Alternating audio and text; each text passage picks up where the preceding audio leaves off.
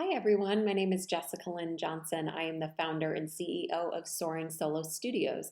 And Soaring Solo is a company that's dedicated to the direction and development of one-person plays. So welcome to this solo theater strategy session.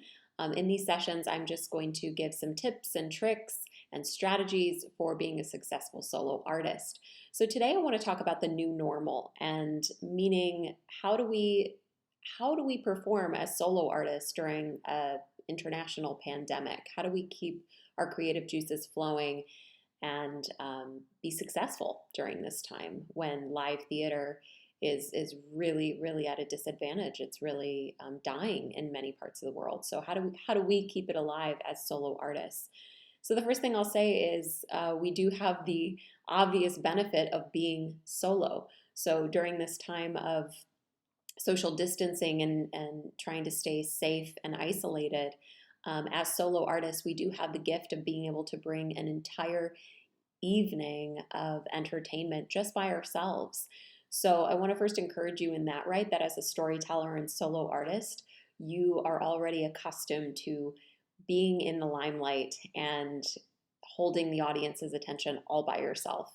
And so safety is built into that right now, whether you're doing your solo performance from home or whether you're live streaming from a theater. It obviously cuts down how many people need to be in the building. So let's first celebrate that and be grateful for that as solo artists, that is just a bonus to the genre that we are in. Next, I would say to keep in mind, if you are performing your solo shows for camera right now, there's some things that sound relatively obvious, but when we get up in our bodies and we start performing our shows, we tend to forget about. So the first of those things I want to talk about is playing to the camera. So playing to the camera, meaning if you have a narrator-driven show where you're just yourself and you're talking right to the camera, you want to make eye contact with people at home through the lens. You want to go right through that lens and talk directly to them as the narrator of the show, just like you would in a live theater.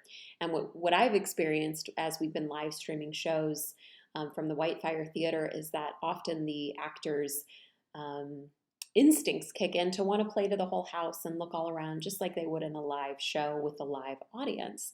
However, in this case, your audience is right through that lens. So that's where you have to keep your eyes as the narrator. Otherwise, the audience is like, who are they performing to? I'm right here.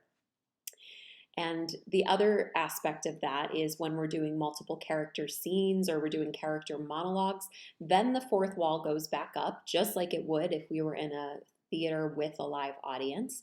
That fourth wall goes back up, and that means you want to look just past the camera on either side, so you're still cheating toward the camera, but you're not looking directly into the camera when you're doing character-driven scenes, because that's when the audience gets to be voyeuristic and the wall is up and they just get to watch a scene happening or a character monologue happening. So don't look directly at your audience when you're playing characters in a scene where they're talking to one another. But again, as the narrator, you want to connect with them. You want to look right into that lens. Another thing that's come up is, well, do I still perform as large and theatrical as I would in a live show with a live audience when I'm playing to camera?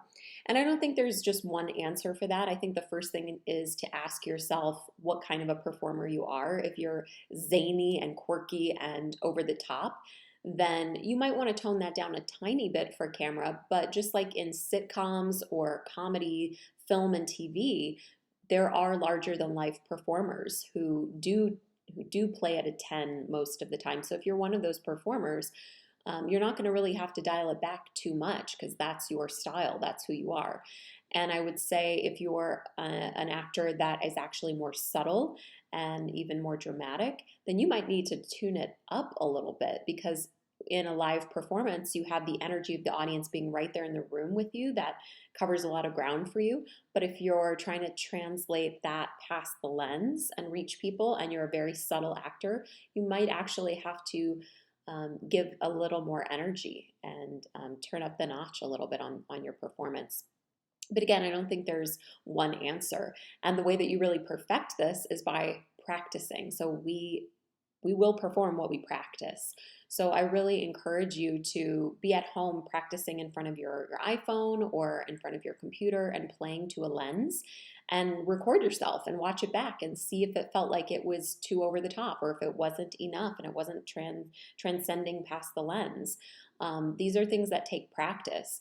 And it's funny because I think there's been a lot of hesitancy about performing on Zoom or on Facebook Live as theater performers, but at least here in Los Angeles, we're a film and TV town. So I would encourage you to lean into the opportunity here, which is really to play for camera and really hone those skills, even if you are more of a theater actor.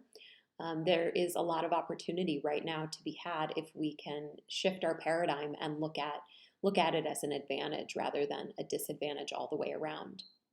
So those are some strategies, tips, and tricks I wanted to leave you with today on your solo journey.